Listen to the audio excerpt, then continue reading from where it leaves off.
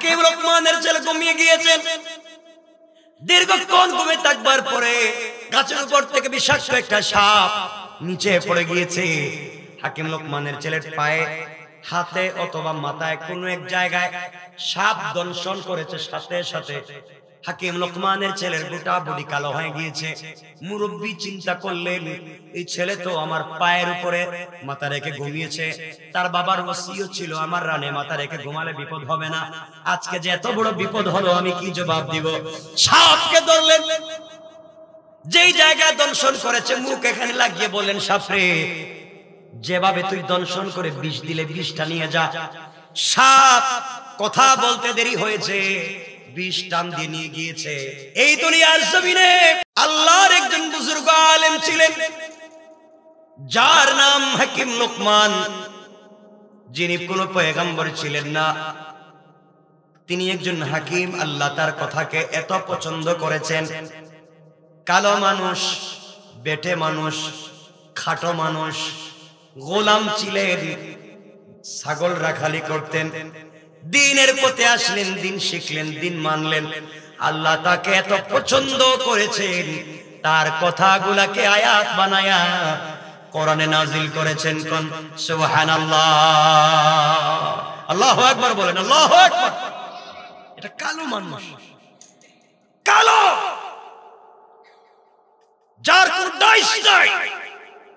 আল্লাহ মনে হয় ডাইস ছাড়া বানিয়ে দিয়েছে, ইথিওপিয়ার মানুষের মতো, যাদের কোনো ডাইস নাই, নাকের সেন্টার ঠিক নাই, শরীর কালো, চোখ ছোট, ঠোঁট মোটা।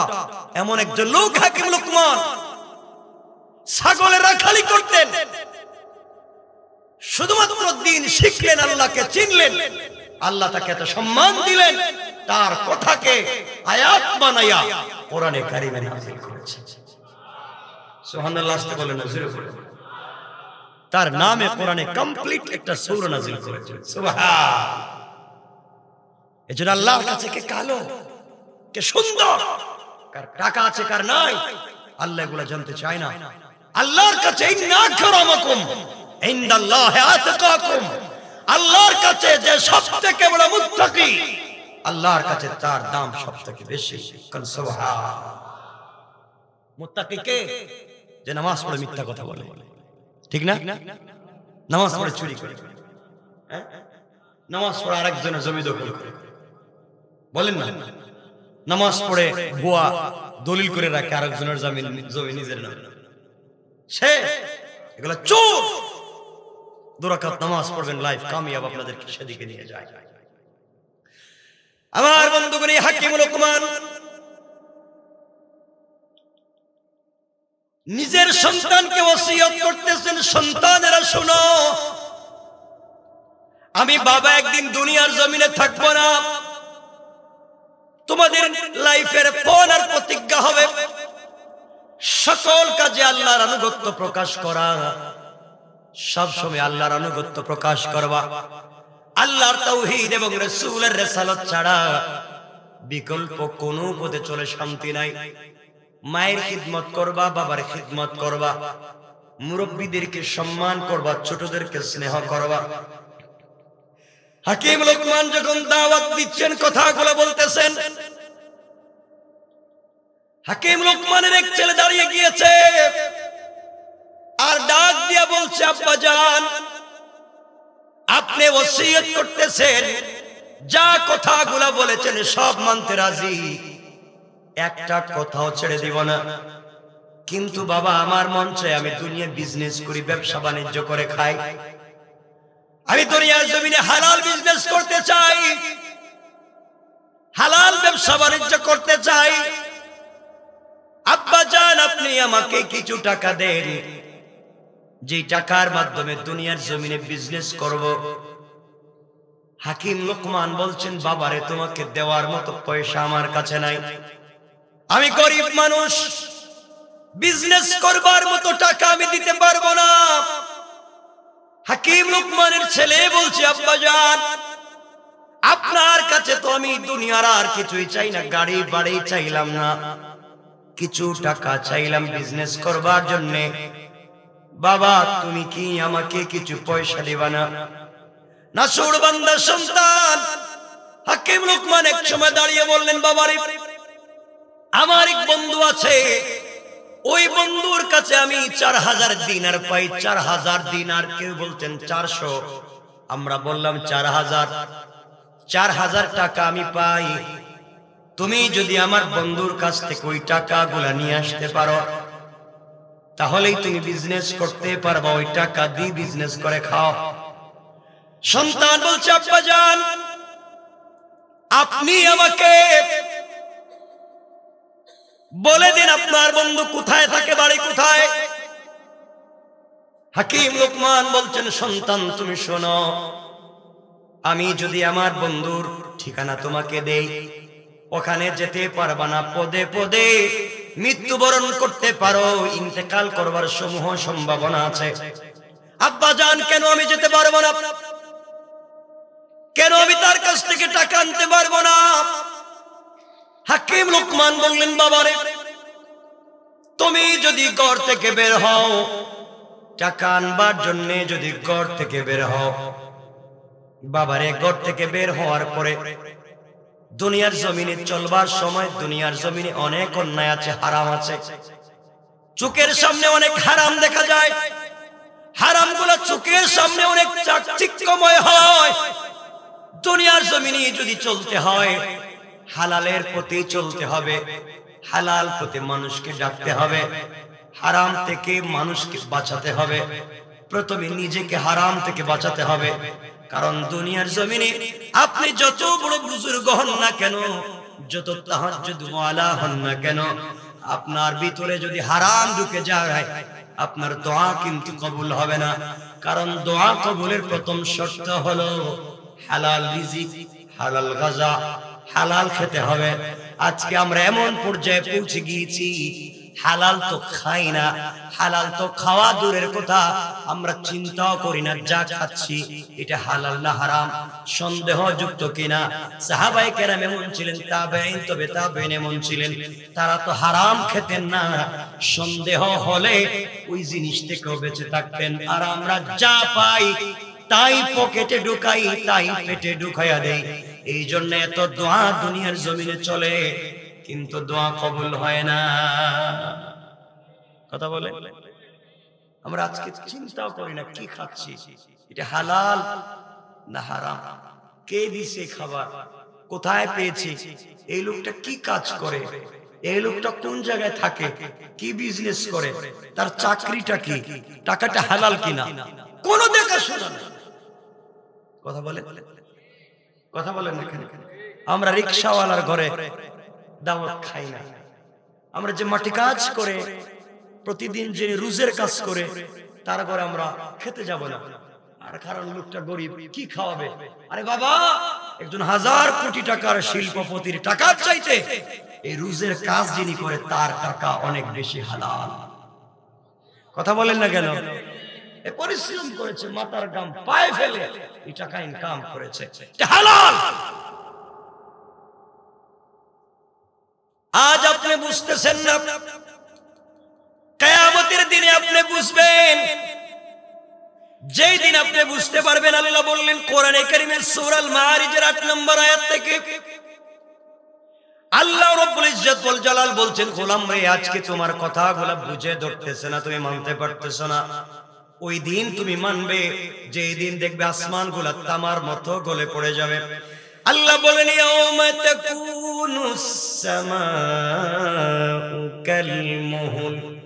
আল্লাহ বললেন গোলাম রে যেই দিন দেখবে আকাশগুলো তামার মতো গলে পড়ে যায়, ওই দিন বুঝতে পারবে দুনিয়া কত সত্য ছিল, কোরআন কত সত্য ছিল।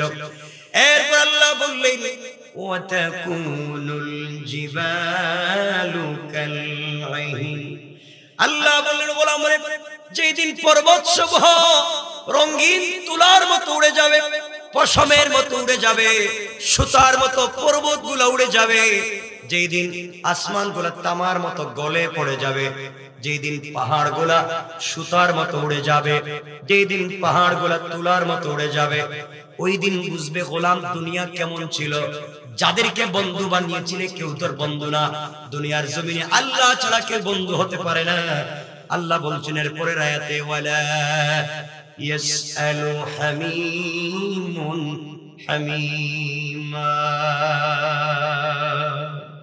আল্লাহ রাব্বুল ইজ্জত ওয়াল জালাল বললেন, গোলাম রে, তোমার চোখের সামনে বন্ধু চলে যাবে, বন্ধু বন্ধুর খবর নিবে না, বন্ধু বন্ধুর দিকে তাকাবে না।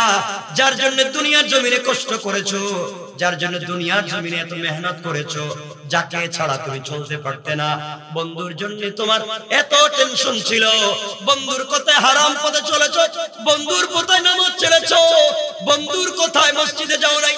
আল্লাহ বলেছেন, গোলাম রে, কিয়ামতের দিন তোমার বন্ধু পর্যন্ত বন্ধুর খবর নেবে না।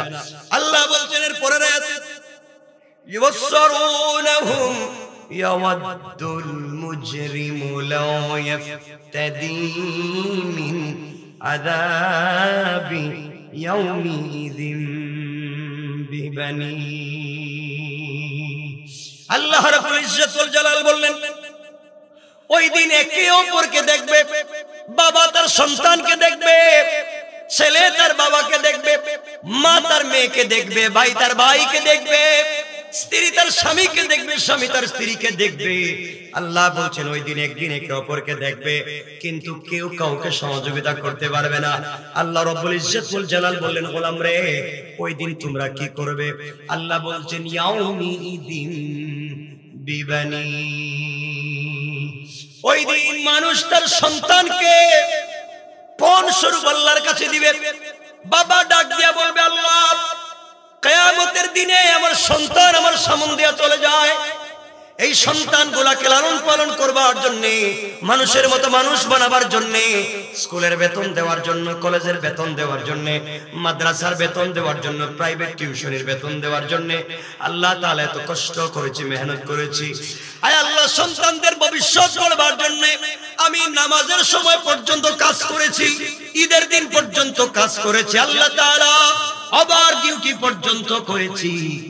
আল্লাহ রাত নাই, দিন নাই, মেঘ নাই, তুফান নাই, বৃষ্টি নাই, যখন যেভাবে মন চায় কাজ করেছি। আল্লাহ, জমিনে গিয়েছি, বৃষ্টিতে কাপড় ভিজেছে, ওখানে রোদে আবার শুকিয়েছে, জমিন থেকে আসি নাই, কাজ করেছি।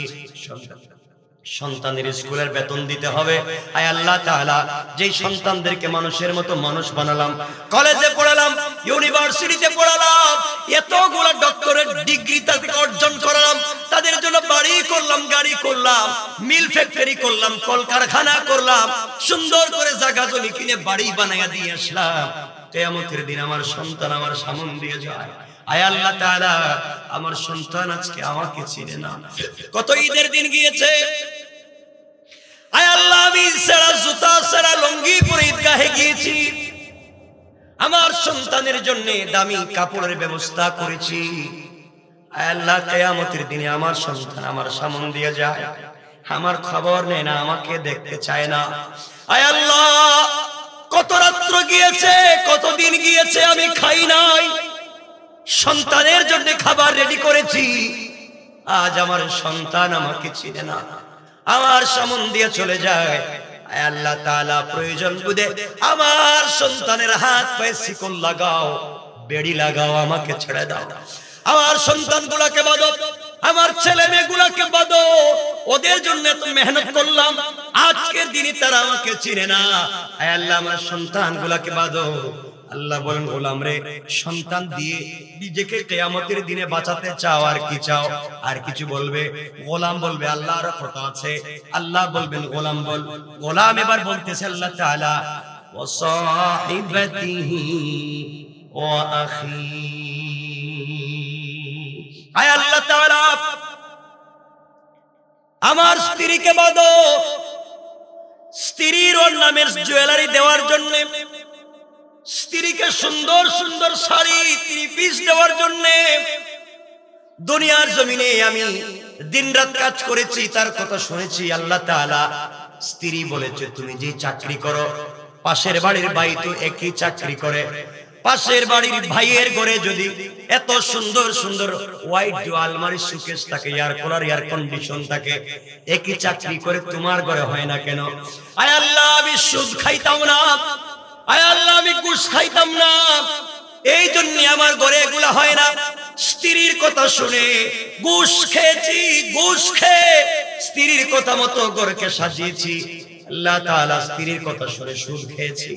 আজকের দিনে স্ত্রীর কথায় সুদ খাইলাম, ঘুষ খাইলাম, অন্যায় করলাম, আরেকজনের জমি দখল করেছি, বাড়ি দখল করেছি। যে স্ত্রীর কথা শুনে আল্লাহ তাআলা কিয়ামতের দিনে আমার স্ত্রী আমাকে চিনে না। আয় আল্লাহ আমাকে ছেড়ে দাও, প্রয়োজনে আমার স্ত্রীকে বাঁধো। আল্লাহ বলেন গোলাম নিজের সন্তানকে দিলে, নিজের স্ত্রীকে দিয়ে নিজেকে বাঁচাতে চাস, আর কি দিবে? গোলাম বলছে ও আখি, আয় আল্লাহ তাআলা এগুলা নেওয়ার পরেও যদি তুমি আমাকে ছাড়তে না চাও, আমি ছিলাম বড় ভাই, ওরা ছিল আমার ছোট ভাই বোন, ওদেরকে মানুষ করবার জন্য, ছোট ভাইদেরকে পড়াবার জন্য, বোনদেরকে পড়াবার জন্য আল্লাহ আমি অনেক কষ্ট করেছি, রাত দিন কাজ করেছি। 30টা বছর বিদেশে কাটাইয়া ভাই বোনদেরকে টাকা দিয়েছি। আয় আল্লাহ ছোট ভাইদেরকে স্কুল কলেজে পড়িয়েছি, বোনদেরকে ভালো জায়গায় বিয়ে দিয়েছি, ভাইদেরকে চাকরির ব্যবস্থা করেছি, বিজনেস দিয়েছি। আল্লাহ আমি ভাইদের জন্য, বোনদের জন্য এত কিছু করতে গিয়ে নিজের কথা ভুলে গিয়েছি, ঠিকমতো ইবাদত করতে পারি নাই, ঠিকমতো নামাজ পড়তে পারি নাই। আয় আল্লাহ যা করেছি ভাইদের জন্য, যা করেছি বোনদের জন্য করছি। আয় আল্লাহ তাআলা আজকের দিনে ভাই বোন আমারে চিনে না, আজকের দিনে ভাই বোন আমারে চিনে না, যাদের জন্য জিন্দেগি কাটাইয়া দিলাম, গাদার মতো সারা জীবন খাটুনি দিলাম, বিদেশ থেকে একা টাকা পাঠাইলাম, ভাই বোনদের নামে জায়গা কিনলাম, বাড়ি করলাম। আয় আল্লাহ আজকে তারা আমারে চিনে না, আমার ভাই বোনদেরকে বাঁধো, আমাকে ছেড়ে দাও। আল্লাহ বলেন গোলাম রে, নিজের সন্তান দিলে, নিজের মা বাপ দিলি, আয় আল্লাহ আমার মা বাপ কেউ নেও, তাদের জন্য অনেক কিছু করছি, আজ আমার মা বাপ পর্যন্ত কিয়ামতের দিন আমারে চিনে না। আল্লাহ মা বাপকে বাঁধো, সন্তানকে বাঁধো, স্ত্রীকে বাঁধো, আমার বাইরে বাঁধো। আল্লাহ বললেন ও গোলাম নিজের সন্তান দিলে, নিজের মা বাপ দিলে, নিজের স্ত্রী দিলে, নিজের ভাই বোনদেরকে দিয়ে নিজেকে বাঁচাতে চাও, আর কিছু দিবে নাকি? গোলাম বলছে আল্লাহ আরো আছে, এরপরেও যদি তুমি না ছাড়তে চাও আরো দিতে চাই। আল্লাহ বলেন কি দিবে বল? গোলাম 13 নম্বর আয়াতে বলছে ওয়া ফাসিলাতিহিল্লাতী তুআবি। আয় আল্লাহ আমার আমলনামায় লেখা দেখতেছি আমি জমি দখল করছি। আয় আল্লাহ আমি দখল করি নাই, আমার গোষ্ঠীর মুরব্বির কথায় দখল করছি। আমার গোষ্ঠীর মুরব্বি বলছে, রাত্রবেলা মিটিং করে বলছে সকালবেলার মাথায় বাড়ি দে, মুরব্বিদের কথায় বাড়ি দিয়েছি। আল্লাহ তাআলা আমার দোষ নেই, আমার নামে কেন লেখছো? আল্লাহ আমার গোষ্ঠীর মুরব্বিদেরকে বাঁধো। আয় আল্লাহ আমার নেতারে বাঁধো, আমি তো কর্মী ছিলাম, আমার নেতা বলছে ফেন্সিডিল ব্যবসা কর, পুলিশে ধরলে আমার নাম বলবে। আয় আল্লাহ আমার নামে ফেন্সিডিল ব্যবসা লেখছো, আমি তো করি নাই, নেতার কারণে করছি। আয় আল্লাহ তাআলা তুমি যা লেখছো, বাড়ি দখল করছি, জায়গা দখল করছি, তুমি লেখছো আমি আরেকজনের পুকুরে বিষ দিয়া মাছ ধরছি। আয় আল্লাহ তাআলা আমি তো করি নাই, আমার ভাই বলছে, আমার মুরব্বি বলছে, আমার অভিভাবক বলছে ওয়া ফাসিলাতিহিল্লাতী তুআবি। আয় আল্লাহ মুরব্বিদেরকে বাঁধো, যাদের কথায় আমি নাফরমানি করছি। আয় আল্লাহ তাআলা এলাকা অনেক নাফরমানি করেছি, কিন্তু মুরব্বিদের কাছে যাওয়ার পরে তারা কিছু বলে নাই, চুরি করে তাদের ঘরে যাওয়ার পরে আমি আশ্রয় পাইছি। আয় আল্লাহ ওয়া ফাসিলাতিহিল্লাতী তুআবি। আয় আল্লাহ আমার গোষ্ঠীর মুরব্বিদেরকে বাঁধো, যারা আমাকে আশ্রয় দিত। আল্লাহ বললেন গোলাম রে, কিয়ামতের দিনে নিজের সন্তানকে দিলে, নিজের মা বাপকে দিলে, কলিজার টুকরা স্ত্রীকে দিলে, নিজের ভাই বোনদেরকে দিলে, এলাকার মুরব্বিদেরকে দিলে, গোষ্ঠীর নেতাদেরকে দিলে, এরপরে আর কিছু লাগবে নি, আমি আল্লাহ ছাড়ব না, আর কিছু দিবেনি। গোলাম এবার 14 নম্বর আয়াতে বলছে ওয়া মান ফিল আরদি জামিআন সুম্মা ইউনজি। আয় আল্লাহ এত কিছু দেওয়ার পরে কিয়ামতের দিনে তুমি আমাকে ছাড়তেছো না।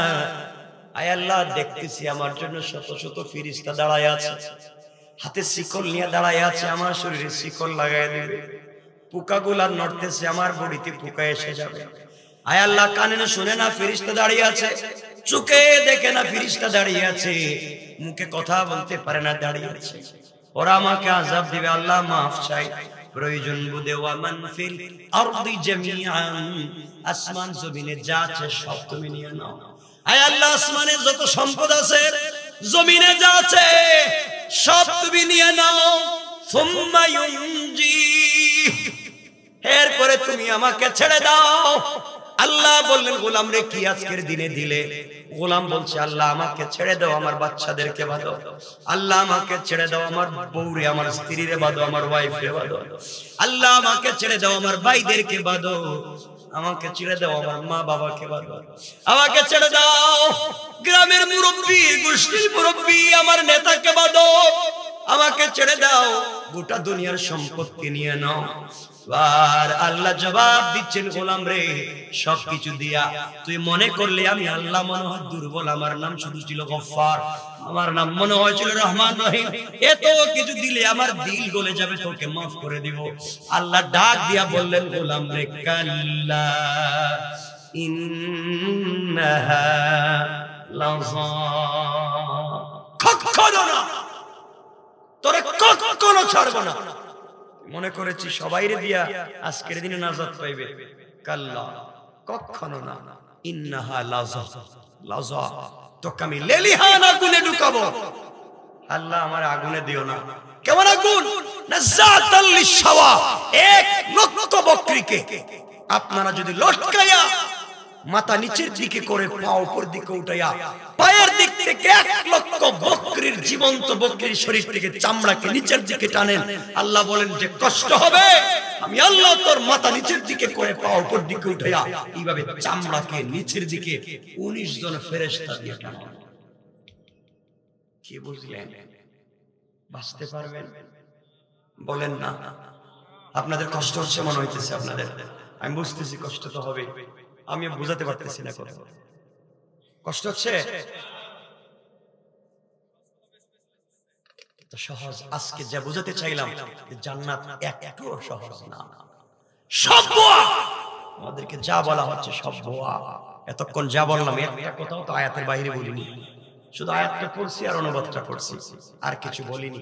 এখন কিয়ামতের দিন আল্লাহ বলছেন সবাইরে দিবে, নিজের মা বাপ, ভাই বোন, স্ত্রী, পুত্র, সম্পত্তি সব দেওয়ার পরে আল্লাহ আমারে ছেড়ে দাও। আল্লাহ বলবে, আজকে তো কিছু দিতেছ, আজকে দুনিয়ায় মনে ছিল না। কথা বলেন না কেন বাবা, কথা বলেন। এখন জান্নাতে যাইতে চান? কিচ্ছু কয় না, বলেন না। জান্নাতে যাইতে চান না? সবাই বলেন না। ইনশাআল্লাহটা বলেন, আওয়াজ করে বলেন, সবাই একসাথে বলেন ইনশাআল্লাহ। এই জান্নাতে যাওয়ার কথাই আমি 2 রাকাত নামাজের কথা বলবো। 2 রাকাত পড়বেন, শর্টকাট একটা হিসাব হয়ে যাবে। সুবহানাল্লাহ। নাই একটু কষ্ট করে সবাই বলেন না সুবহানাল্লাহ। আর একটু আওয়াজ করে বললে আমি খুশি হব, নাইলে রাইখা দেব। কারণ আপনাদের ভালোবাসার এই যে আমার বুকে ব্যথা হচ্ছে। 4টা অ্যান্টিবায়োটিক খাইয়া বসছি, সেফটি লাগাইয়া, ফেক্সোফেনাডিক লাগাইয়া খাইয়া বসছি, শুধু কথা বলার জন্য। এর মধ্যে স্প্রে করছি, তা বসছে। তো আমি বুঝতেছি আমার উপর দিয়ে কি যাচ্ছে। ভাই আসার পরেই বলছে, কালকে ওয়াজে আসেন না? এখানে আসেন। কিন্তু আজকে যদি আসতাম না, কালকে ঢাকায় গিয়ে বলতো আপনি মিথ্যা আসেন, আর কোন জায়গায় ওয়াজে টাকা পয়সা বেশি পেয়েছে বলে দিত। বাধ্য হয়ে আসছে, যে ভালোবাসি যে ভাই বলছি, আর ওনার মারে তো আমি মা বলি, এই জন্য আসছে। আর আপনাদের মনে কষ্ট হচ্ছে, কষ্ট হলে আমি রেখা দিব। এখন আপনাদের কি হচ্ছে? আমার তো কষ্ট হচ্ছে। ডাক্তার বলছে আপনি কথা বলবেন, বাঁচবেন না, কারণ আমার গলার টিস্যু গুলা ফেটে গেছে, গলার সবগুলো টিস্যু ফাটা।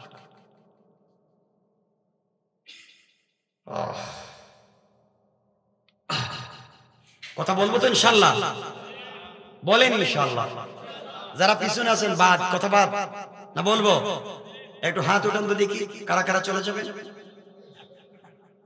ওয়াজই তো বাদ। যদি 10টায় বসে যাইতাম তাহলে কেউ যাইতে পারতেন না, আজকে খেয়ে উঠতে পারতেন না। কারণ কথা বলার একটা সময় হচ্ছে 12টার পরে কথা বললেই ক্ষতি। কথা কি বলবো না রেখে দিব? কিছু রাখবো? ওই যারা পিছনে বসছেন কি রেখে দিব? আপনারা উঠেন, একটু উঠেন, দাঁড়ান তো দেখি, দাঁড়ান দেখি, দাঁড়ান। কষ্ট তো একদিন দিতেছি, সারাদিন দিব না, দাঁড়ান। আর দাঁড়াইছেন মানে এখানে দাঁড়াই হাত উঠানোর জন্য না, কাছে আসেন, আসেন আসেন, একজন যাইতে পারবেন না, আসেন আজকে এখানে আসেন, এখানে আসেন, সামনে জায়গা আছে, এখনো জায়গা আছে। ভাই দাঁড়ায় কষ্ট করতেছো কেন? আসো কাছে, আসো। যুবকরা কাছে আসতে পারো না, কাছে আসার গল্প তো বহুত শুনছো। আসেন কাছে আসেন, একজন বাইরে। ভাই আপনারা বসে রয়েছেন কেন রাস্তায়? আসেন আসেন আসেন।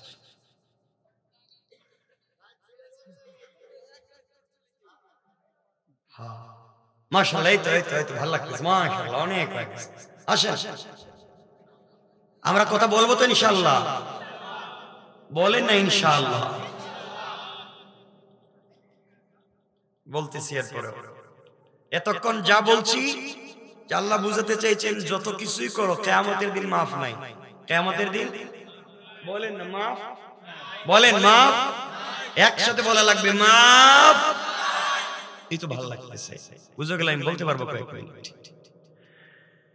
2 রাকাত নামাজ সালাতুল হাজত, আমার লাইফ থেকে বলছি। আরে মিয়া 2 রাকাত নামাজ পড়ে, 2 রাকাত নামাজ পড়বেন, স্বয়ং আল্লাহ আপনাকে সকল কাজে হেফাজত করবেন। সকল জোরে আওয়াজ করে পড়েন সুবহানাল্লাহ। এই কথাই আমরা ছিলাম। আমার বন্ধুগণ, এই কথাই বোঝাতে চাই। হাকিম লোকমান মনে আছে, নিজের সন্তানকে ওসিয়ত করেছেন, বাবা নামাজ পড়ো, ইবাদত করো। সন্তান বলতেছে আব্বা জান বিজনেস করতে চাই। বাবা বলছেন, বাবারে আমার বন্ধুর কাছে 4000 দিনার পাই, টাকা পাই, নিয়ে আসলে বিজনেস করো।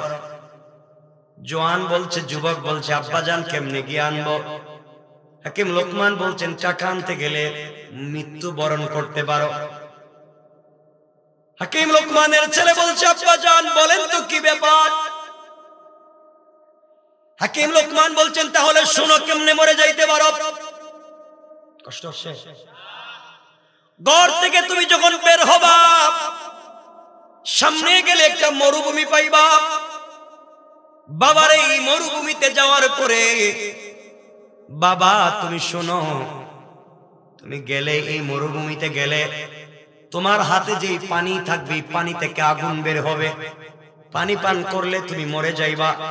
মরুভূমিতে হাঁটলে তোমার পা থেকে চামড়া উঠে যাবে। ও বাবা তুমি বাঁচবা না, মরে যাইবা। আব্বা জান তাহলে কেমনে যাব? ও বাবা তুমি যদি বেঁচে যাও, সামনে গেলে একটা গ্রাম পাইবা। ওই গ্রামে ঢুকলেই তুমি নির্ঘাত মরে যাইবা।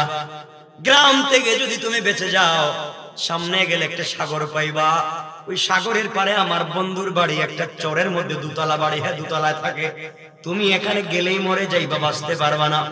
আব্বা জান এতগুলাই যদি মত হয় তাহলে টাকা আনবো কেমনে? হাকিম লোকমান বললেন, বাবার টাকা কি আনতে চাও? আব্বা জান অবশ্যই টাকা আনতে চাই।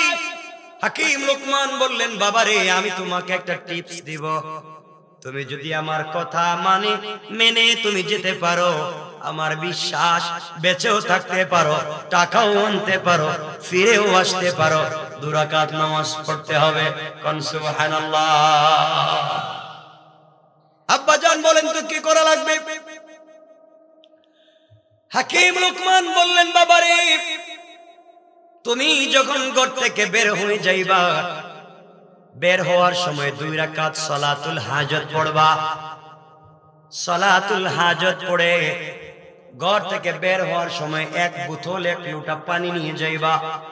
ও বাবা মরুভূমিতে যাওয়ার পরে মরুভূমির আগুনে, মরুভূমির বালির তাপে তোমার বোতলের পানি গরম হয়ে যাবে।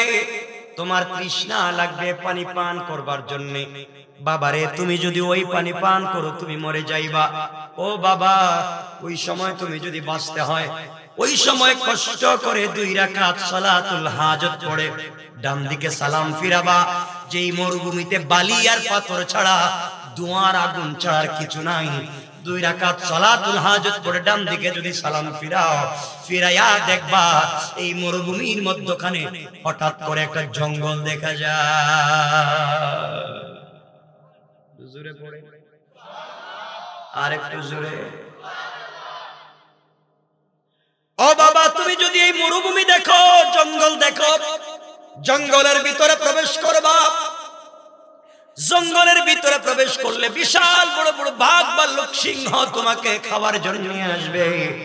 ওই সময় আবার তুমি 2 রাকাত সালাতুল হাজত পড়বা।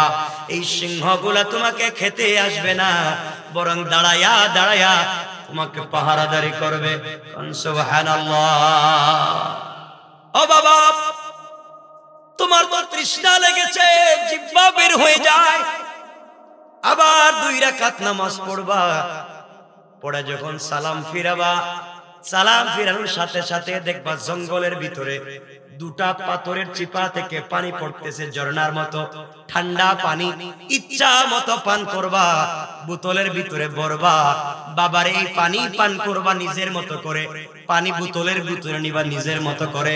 সাবধান বাবারে, পানি পান করলে ঠান্ডা পানি, পেট ভরে খাবার খাইলে ঘুম আসে বাবা। তোমার বডিতে ক্লান্তি আসবে, নিদ্রার প্রয়োজন হবে। এই জঙ্গলের ভিতরে শুয়ে থাকবা না, শুইলেই মরণ। বাবারে, তুমি জঙ্গল থেকে বের হয়ে যাইবা, আবার 2 রাকাত সালাতুল হাজত পড়বা। পড়ে যখন বাম দিকে সালাম ফিরাবা, সালাম ফিরাইয়া দেখবা মরুভূমির মধ্যখানে বট গাছের মতো একটা গাছ দেখা যায়। এই গাছের নিচে ছায়া থাকবে। তুমি যদি ছায়ায় গিয়ে ঘুমাইয়া যাও, মরে যাইবা, ঘুমালেই মরে যাইবা। কিন্তু বাবারে, তুমি যদি দেখো এই গাছের গুড়ার নিচে মাথায় পাগড়ি, মুখে সাদা দাড়িওয়ালা কোন মুরব্বী বসে আছে, আর আমার নাম ধরে তোমাকে যদি ডাক দে, আর তার রানের উপরে মাথা রেখে তোমাকে ঘুমাতে বলে, ওই মুরব্বীর কথা যদি তুমি শুনো, 2 রাকাত সালাতুল হাজত পড়ো, আমার বিশ্বাস যত বিপদ আসুক না কেন তোমার কোনো ক্ষতি হবে না। সুবহানাল্লাহ। ও আমার বাবা, মুরব্বীর মাথার পায়ের উপরে মাথা রেখে যদি তুমি ঘুমাও, আর যদি তুমি বেঁচে যাও, ঘুম থেকে উঠে তুমি যে গ্রামে যাইবা সফর করে, বাবারে যাওয়ার সময় চেষ্টা করবে এই মুরব্বীকে সাথে নিয়ে যাওয়ার। বিপদ থেকে অনেক জায়গায় তোমাকে বাঁচাইয়া দিতে পারবে। গ্রামে যাওয়ার পরে সফর করে গ্রামে গেলে 3 দিনের উপরে গ্রামে থাইকো না, কারণ 3 দিনের উপরে থাকলে 4 নাম্বার দিন হলে তোমার মৌতের সম্ভাবনা আছে। আব্বা জান কেন? ও বাবা, 4 নাম্বার দিনে এলাকার মানুষ মিলে বিশ্ব সুন্দরী একটা মেয়েকে তোমার কাছে নিয়ে আসবে বিয়ে দেওয়ার জন্য। বাবারে, এই মেয়েকে যদি তুমি বিয়ে করলেই মৌত। কিন্তু বাবা, বেঁচে থাকতে যদি হয়, এই মুরব্বীর পরামর্শ নিবা, 2 রাকাত সালাতুল হাজত পড়বা, আমার বিশ্বাস আল্লাহ তোমাকে হেফাজত করে দিবেন। সুবহানাল্লাহ। বাবা, এই গ্রামে যদি বেঁচে যাও, দীর্ঘ পথ সফর করে সাগরের পারে গেলে আমার বন্ধুরে পাইবা। চরের মধ্যে 2 তলা একটা বাড়িতে ঘুমায়। বাবারে, আমার বন্ধুর বাড়িতে গেলে থাকতে বলবে, না থাকলে তোমাকে টাকা দিবে না।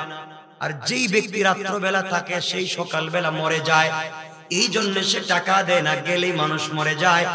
বাবারে, আমার ভয় হয় তুমি বন্ধুর বাড়িতে থাকলে মরে যাইবা। বাঁচতেই যদি হয় মুরব্বীর পরামর্শ মতো চলবা, 2 রাকাত সালাতুল হাজত পড়বা, আমার বিশ্বাস আল্লাহ তোমাকে বাঁচাইয়া দিবেন। সুবহানাল্লাহ।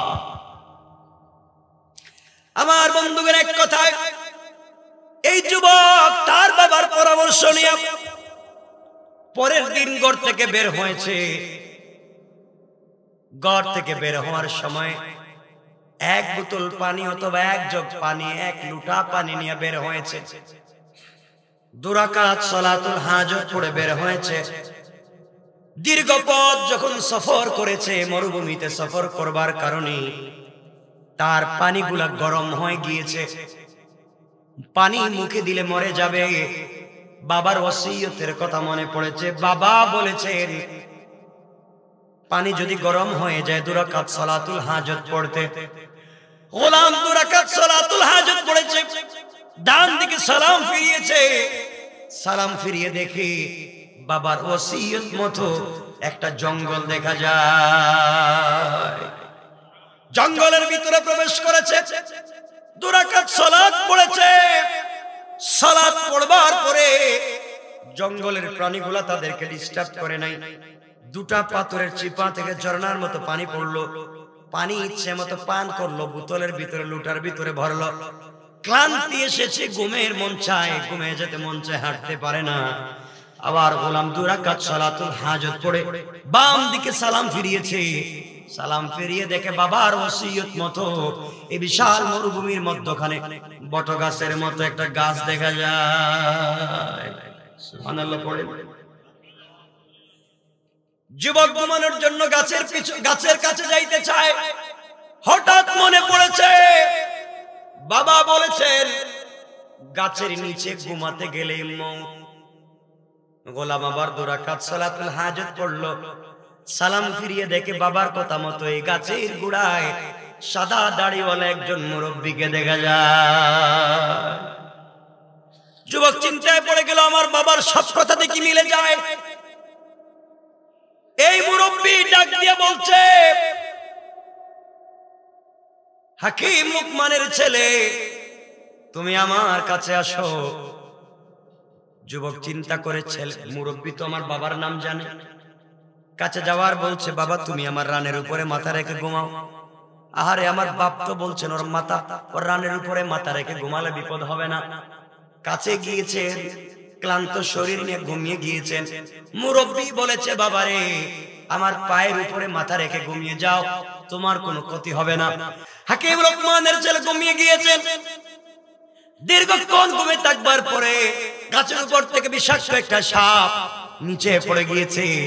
হাকিম লুকমানের ছেলের পায়ে, হাতে অথবা মাথায় কোনো এক জায়গায় সাপ দংশন করেছে। সাথে সাথে হাকিম লুকমানের ছেলের গোটা বডি কালো হয়ে গিয়েছে। মুরব্বী চিন্তা করলেন, এই ছেলে তো আমার পায়ের উপরে মাথা রেখে ঘুমিয়েছে। তার বাবার ওসিয়ত ছিল আমার রানে মাথা রেখে ঘুমালে বিপদ হবে না।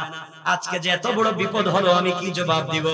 সাপকে ধরলেন, যেই জায়গায় দংশন করেছে মুখ এখানে লাগিয়ে বললেন, সাপরে যেভাবে তুই দংশন করে বিষ দিলে বিষটা নিয়ে যা। সাপ কথা বলতে দেরি হয়েছে, বিষ টান দিয়ে নিয়ে গিয়েছে। মুরব্বী সাপটাকে 2 টুকরা করে দিয়েছেন। লেজের টুকরাটা জমিনে ফেলে দিয়েছেন, মাথার টুকরাটা হাকিম লুকমানের ব্যাগের ভিতরে, হাকিম লুকমানের ছেলের ব্যাগের ভিতরে ঢুকায়া দিলেন। হাকিম লুকমানের ছেলে কিছুক্ষণ পরে ঘুম ভেঙে গেল। ঘুম ভাঙার পরে দেখে তার কাছে একটা সাপের লেজ পড়ে আছে। নড়াচড়া করে ভয় পেয়ে জিজ্ঞেস করে, আঙ্কেল এখানে সাপের লেজ আসলো কোথা থেকে, আর অর্ধেক সাপ গেল কই? মুরব্বী বললেন, বাবারে সাপ তোমাকে দংশন করেছিল, আঘাত করেছে। এই সাপকে দিয়া যেখানে আঘাত করেছিল ওখান থেকে বিষ নিয়ে আইছি আমি যেভাবেই হোক তোমাকে সুস্থ করেছি। সাপকে 2 টুকরা করেছি, 1 টুকরা এখানে ফেলে রেখেছি, অন্য টুকরা অন্য জায়গায় রেখে দিয়েছি। তার ব্যাগের ভিতরে রাখছেন, এ কথা বললেন না, ব্যাগের ভিতরে রেখে দিলেন। জোয়ান বলছে, মুরব্বী আমি এখানে আর থাকবো না, আমি চলে যেতে চাই, আমি টাকা আনবার জন্য যাচ্ছি। বের হয়ে চলে যাচ্ছে। হঠাৎ মনে পড়েছে বাবা বলেছেন রাস্তায় বের হলে সামনে গেলে আরো বিপদ আছে। এই বিপদ থেকে বাঁচতে হলে মুরব্বীকে সাথে নিয়ে গেলে বিপদ কম হবে। ঘুরে এসে বলছেন, আঙ্কেল আপনি যদি আমার সাথে সফরে যান আমার ভালো হবে। মুরব্বী বলছেন, হাকিম লুকমানের ছেলেরে তুমি যদি আমাকে সাথে নিয়ে যেতে চাও আমার আপত্তি নাই। সাথে নিয়ে যেতে লাগলেন। আমার বন্ধুগণ গ্রামে ঢুকে গেলেন। দীর্ঘ পথ চলবার পরে গ্রামে গিয়ে হাকিম লুকমানের ছেলে বাবার পরিচয় দিলেন। এলাকার মানুষ সম্মান দিতে লাগলো, ভালোবাসতে লাগলো। 3 দিন কখন কেটে গিয়েছে মনে নাই, ভুলে 4 নম্বর দিন হয়ে গিয়েছে। বাবা বলেছেন 4 নম্বর দিন হলে বিপদ আছে। 4 নাম্বার দিন যখন হলো, সকালবেলা হাকিম লোকমানের ছেলে বসে আছেন। এমন সময় এলাকার সকল মানুষ মিলে বিশ্ব সুন্দরী একটা মেয়েকে হাকিম লোকমানের ছেলের কাছে এসে বলছেন, বাবা তুমি এই মেয়েকে বিয়ে করো, নচেত তোমাকে ছাড়বো না। তুমি যদি এই মেয়েকে বিয়ে করো আমাদের সঙ্গে তোমার আত্মীয়তা ঠিক থাকবে, তোমার বাবার আত্মীয়তা থাকবে। হাকিম লোকমানের ছেলে মেয়ের চেহারার দিকে তাকায়া দেখেন, এমন সুন্দর মেয়ে পৃথিবীতে তিনি আর দেখেন নাই। মেয়ের লোভে পড়ে বিয়ে করার জন্য আগ্রহ প্রকাশ করলেন। সাথে সাথে বাবার ওসিয়ত মনে পড়েছে, বাবা বলেছেন এই মেয়েকে বিয়ে করলেই মরণ। কষ্ট হচ্ছে মনে আপনাদের? আমি কি রেখে দেব? আমার অনেক কষ্ট হচ্ছে, আমি কি রেখে দেব? 12:15 হয়ে গেছে, কষ্ট হচ্ছে আপনাদের?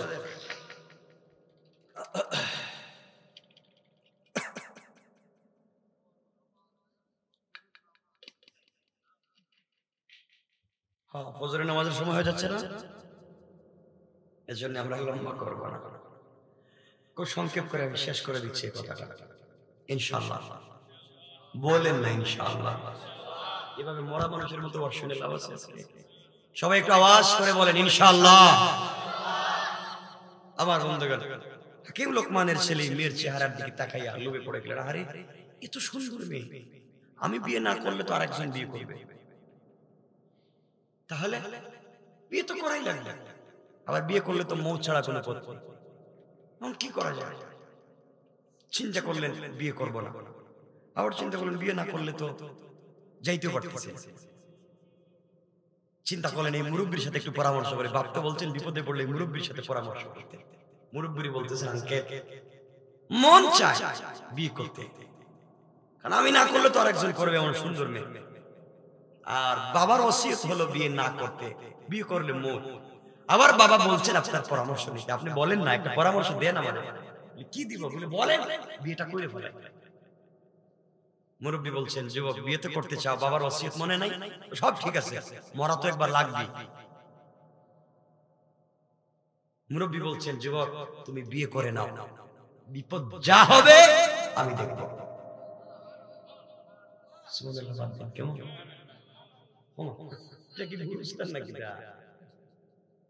আমি আপনাদেরকে চিনি, আমার আজকে কষ্ট হচ্ছে বিদায় কথা বলতে পারতেছি না। সবাই আওয়াজ করে চিৎকার করে পড়া লাগবে সুবহানাল্লাহ। এই আওয়াজ যাদের ঠোঁট নড়ে না, বিষয়টা কি? আজরাইল কি ধরছে নাকি?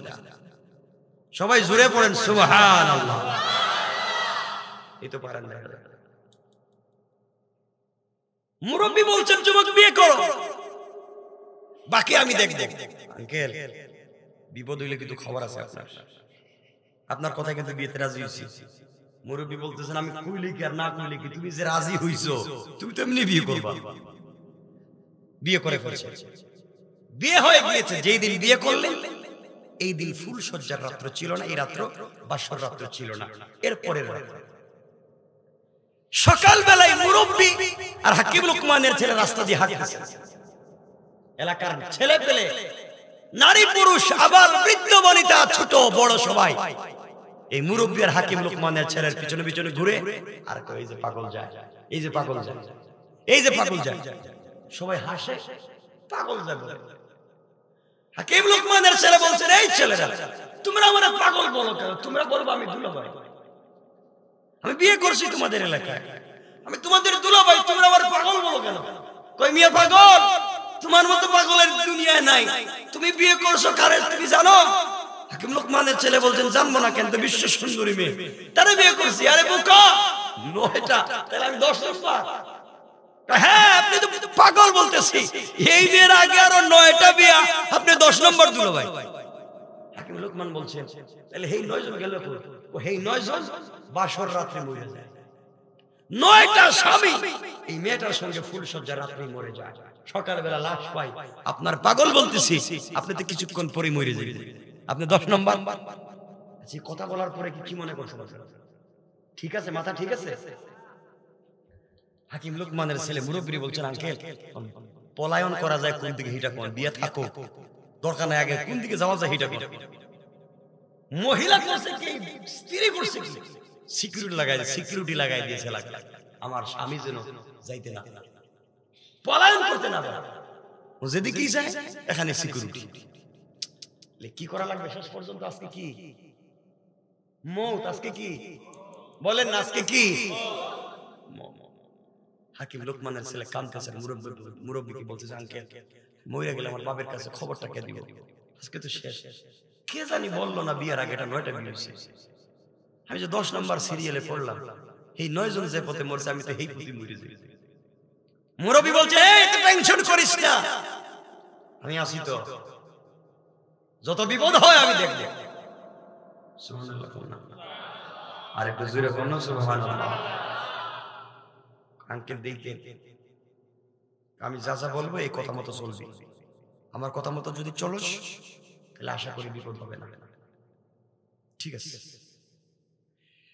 আমার মুসলমান বন্ধুগণ গভীর মনোযোগ। এক পর্যায়ে হাকিম লোকমানের ছেলে মুরব্বির সঙ্গে পরামর্শ করলেন, আঙ্কেল আজকের রাত্রেই তো ফুলসজ্জার রাত্র, আমি কি একা যাবো না আপনি যাবেন? কবে এটা পাগল, কি পাগল হইছ? আমিও যাবো সাথে। আমি বলছি যা যা বলি তাই শোন। আঙ্কেল বলেন কি করা লাগবে? ও হাকিম লোকমানের ছেলে, ফুলসজ্জার রাত্রে স্ত্রীর কাছে যাওয়ার আগে 2 রাকাত সালাতুল হাজত পড়ে যাইবা। ঘরে ঢুকবার পরে তোমার স্ত্রী তোমার সঙ্গে মেলামেশা করবার জন্য পাগল হয়ে যাবে, খবরদার মেলামেশা করবা না। স্ত্রীকে বলবা, আজকে তুমি আমাকে চিনো, আমি তোমাকে চিনি, তুমি আমাকে জানো, আমি তোমাকে জানি। এইভাবে কথাবার্তা বলে কিছুক্ষণ সময় কাটাইয়া দিবা। হাকিম লোকমানের ছেলে বলছে, আঙ্কেল যদি মায়ের শুরু করে? আপনি বলছেন কথাবার্তা বলবো, যদি মায়ের শুরু করে? এমনি তো 9 জন মরছে। মুরব্বী বললেন, বাবারে কথাবার্তা বলতে বলতে এক পর্যায়ে তুমি বলবা, স্ত্রী শোনো, অবশ্যই তোমার কথা মতো তোমার সঙ্গে মেলামেশা করব, কিন্তু আমার টয়লেটের প্রয়োজন, অজু ইস্তেঞ্জার প্রয়োজন। এই কথা বলে তুমি একটা লুটা নিয়ে, বদনা নিয়ে, পাত্র নিয়ে ঘরের বাহিরে আমার কাছে চলে আসবা। এরপরে যা করে লাগে আমি করব। হাকিম লোকমানের ছেলে 2 রাকাত সালাতুল হাজত পড়ে মুরব্বির কাছ থেকে বিদায় নিয়ে ঘরের ভিতরে ঢুকলেন। আমার বন্ধুগণ, ঘরের ভিতরে ঢুকবার পরে স্ত্রীকে বললেন, স্ত্রী রে, অবশ্যই তোমার কথা মতো তোমার সঙ্গে মেলামেশা করব, আপত্তি নাই, কিন্তু আমার আজকে তুমি আমাকে চিনা লাগবে, তোমাকে আমি চিনা লাগবে। এইভাবে কথাবার্তা বলে কিছুক্ষণ সময় কাটাইয়া দিলেন। কিছুক্ষণ পরে বলছেন, স্ত্রী রে, আমার তো টয়লেটের প্রয়োজন, অজু ইস্তেঞ্জার প্রয়োজন, একটু বাহিরে যাওয়া লাগবে, বাহির থেকে আসি, অজু করে আসি, এরপরে মেলামেশা করব। এই কথা বলে স্ত্রীর কাছ থেকে বিদায় নিয়ে একটা লুটা নিয়ে, পাত্র নিয়ে, বদনা নিয়ে ঘরের বাহিরে আসলেন। মুরব্বির কাছে এসে বলছেন, আঙ্কেল এই যে বদনা নেন, আমি আর কি করবো, আমি আর যাব না। আঙ্কেল বললেন, বাবার এই আগে অজু করে আসো। হাকিম লোকমানের ছেলে যখন অজু করতে গিয়েছে, এমন সময় মুরব্বী হাকিম লোকমানের ছেলের ব্যাগের ভিতরে অর্ধেক সাপ আসেনি, ভুলে গেছে আছে, আমি মনে হইতেছে রাইকা দিয়ে, অর্ধেক সাপ, অর্ধেক ওয়াজ, অর্ধেক কি বলে,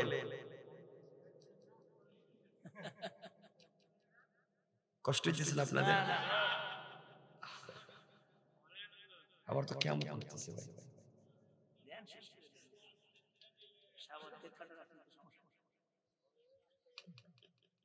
এই যে বাইক ছিল 11:30 রাইখা দিই, কষ্ট হচ্ছে না আপনাদের? একটু হাতটা দেখেন তো দেখি, কার কার কষ্ট হচ্ছে। আপনার সালাক হয়ে গেছে।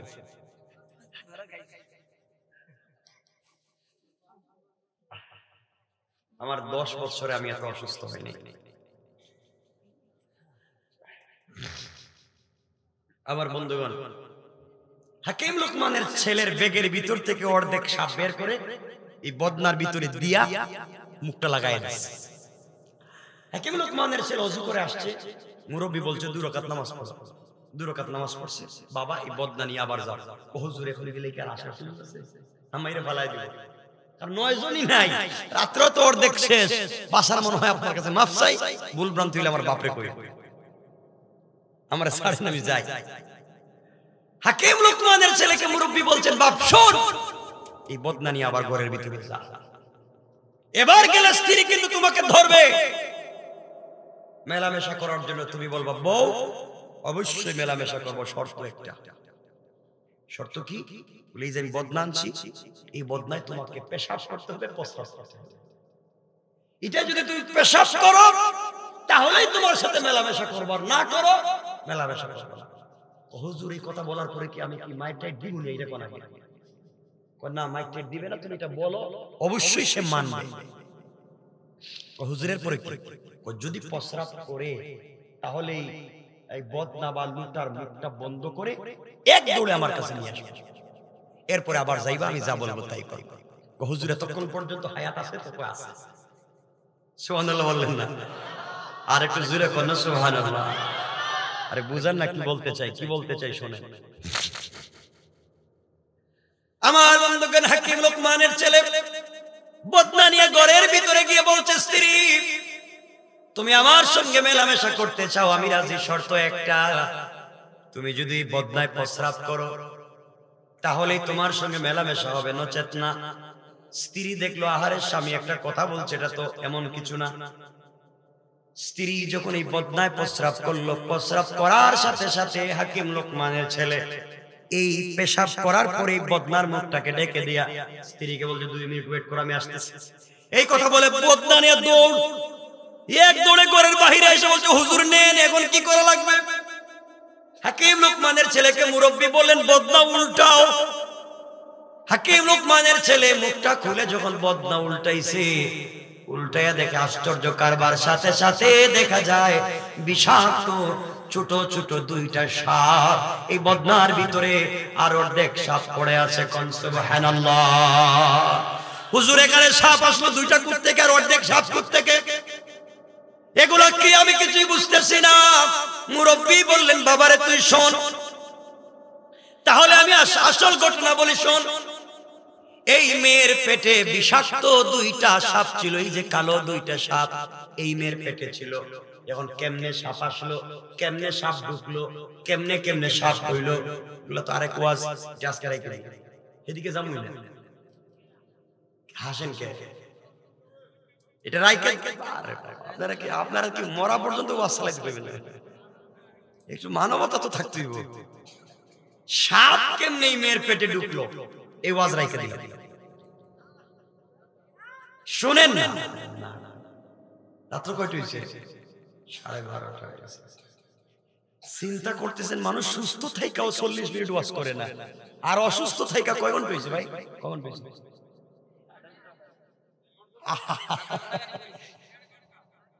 কয়টায় বসছি? আর এখন হয়েছে কয়টা?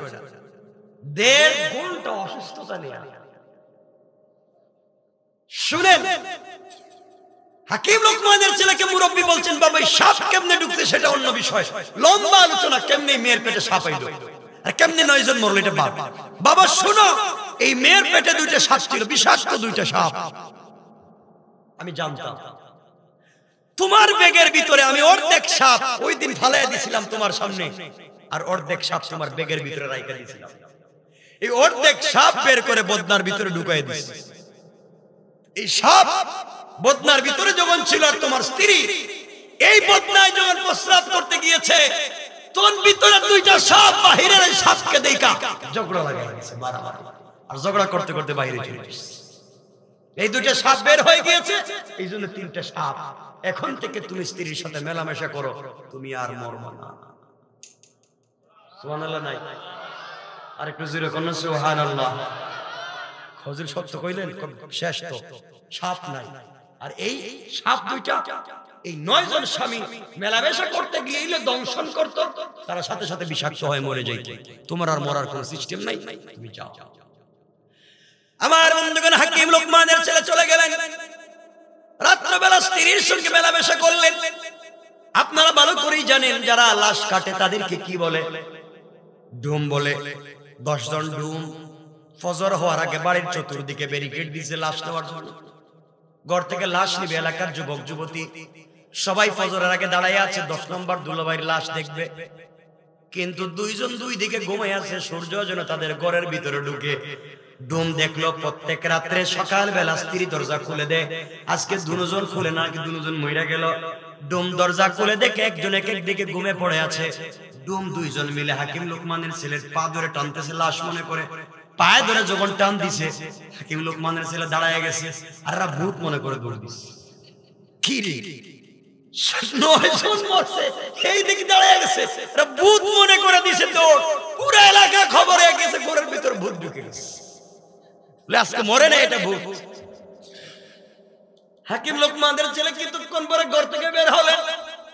আগে পাবলিক তাকে দেখলে হাসতো, এখন পাবলিক তাকে দেখলে দৌড়ায় ভূত মনে করে। কি রে ব্যাপার, এখন দৌড়ায় কেন? আমার দেখলে আমি কি করলাম? আমার বন্ধুগণ এভাবে চলতে থাকলো কিছুক্ষণ, লম্বা কথা। এক পর্যায়ে পরিচয় দিলেন, কি ঘটলো তা বললেন। দেওয়ার পরে স্ত্রীকে বললেন, তুমি ওখানে থাকো।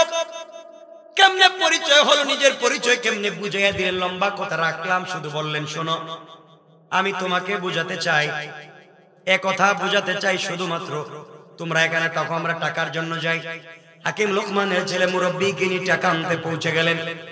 মুরব্বির কাছে গিয়ে বললেন, আঙ্কেল, আমার বাবার নাম হাকিম লোকমান, আপনার কাছে 4000 টাকা পায়। মুরব্বি বলছে, আমি জানি তোমার বাবা টাকা পায়, কিন্তু আমি কাউকে এভাবে টাকা দেই না। টাকা নিতে হলে আমার বাড়িতে থাকতে হবে রাত্রবেলা, সকাল হলে তোমাকে টাকা দিব। হাকিম লোকমানের ছেলের মনে পড়ে গিয়েছে, বাবা বলছেন থাকলে কি কথা বলে, বাবা বলছেন থাকলে মৌত, এখন কেমনে থাকি? কিন্তু বাবা বলেছেন, মুরব্বির পরামর্শ নিলে কিছু হবে না। আঙ্কেল, কি করা যায়? টাকা নিতে হলে টাকা লাগবে বাবা, চলো আমরা দুজন থাকি। দোতলা বাড়ি, এই মুরব্বি নিচতলায় হাকিম লোকমানের ছেলে আর মুরব্বিকে থাকতে দিল। দোতলায় 2টা রুমে, একতলায় মুরব্বি থাকে, অন্য তলায় অন্য রুমে তার 2টা ছেলে থাকে।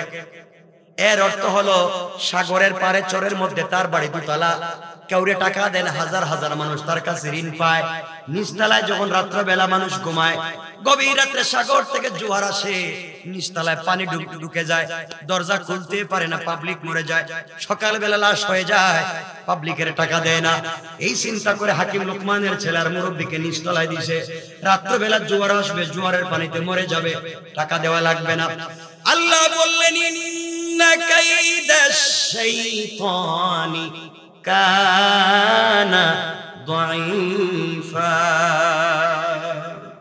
আল্লাহ বলে দিলেন, গোলাম রে, কাফের বেঈমানেরা যত কৌশল করে না কেন, আল্লাহর কাছে সবগুলো কৌশল বড়ই দুর্বল।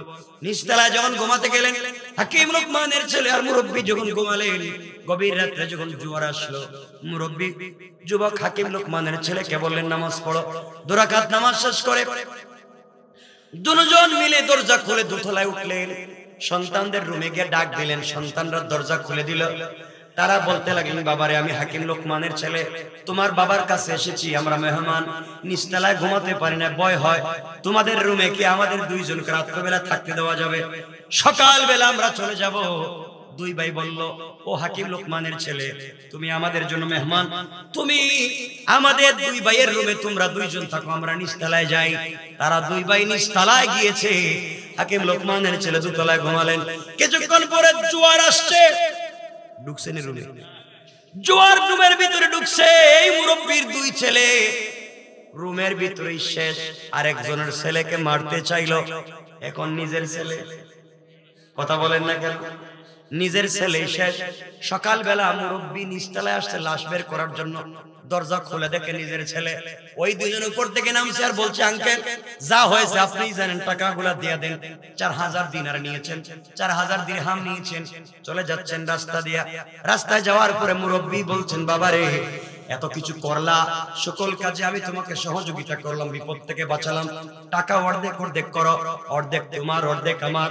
হাকিম লোকমানের ছেলে বলছে, আঙ্কেল, প্রয়োজন বুঝে 4000 টাকা আপনি নিয়ে নেন, শুধুমাত্র আমার স্ত্রীর উপরে ভাগ বসাইয়েন না। সব জায়গায় যদি অর্ধেক অর্ধেক কোথায় তো বিপদ, টাকাটা আপনি নিয়ে নেন, বউটা আমি নিয়ে নেন। মুরব্বি বলছেন, ও হাকিম লোকমানের ছেলে, তোমার উদ্দেশ্য তো বিয়ে ছিল না, তোমার উদ্দেশ্য ছিল টাকা, বিয়ে তোমার দোকানে ফাও করলা, শোনো আমার টাকার প্রয়োজন নাই, 4000 টাকা তুমি নিয়ে যাও, বউ তুমি নিয়ে যাও, আমার কোনো আপত্তি নেই, কিন্তু বাবারে বাড়িতে গেলে তোমার বাবার কাছে আমার পরিচয় দিও, আমার সালাম দিও। এবার হাকিম লোকমানের ছেলে বলছে, আঙ্কেল এতক্ষণ পর্যন্ত আপনি আমার সাথে ছিলেন, সকল বিপদ আপদ থেকে আপনি আমাকে বাঁচালেন, আজ পর্যন্ত আপনার নাম জানলাম না, আপনার পরিচয় জানলাম না, বলেন না আপনার পরিচয়টা কি, আপনার নাম কি? এবার মুরব্বি ডাক দিয়ে বলছেন, যুবক রে, তুমি আমার পরিচয় জানতে চাও, তাহলে শুনো, আমি দুনিয়ার সাধারণ কোনো পাবলিক না, সাধারণ কোনো মানুষ না।